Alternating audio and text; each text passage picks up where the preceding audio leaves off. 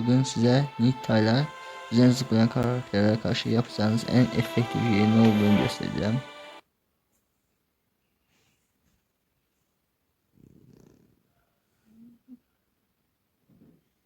Evet, maçımız başladı.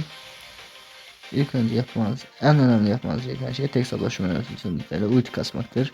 Çünkü cheat kimi, Miko kimi, Edgar kimi karakterler üzerine zıplayarak sizi bitirebiliyorlar.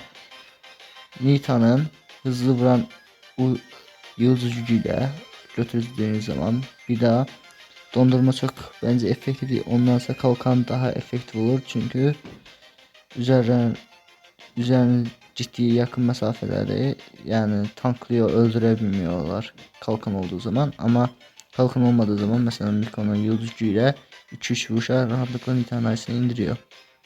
O yüzden kalkan aksesuarını götürseniz ve hızlı hiper ayı özelliğini götürseniz onunla kolaylıkla üzerinize zıplayan karakterleri indirebilirsiniz.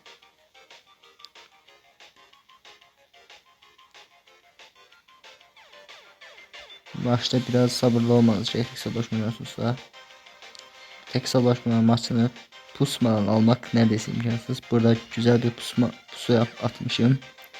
Birazdan Dynamite Rico'yu alacak ve ciddi Frank'i de aldı ve yükleri umursamadan sakın yığmayın.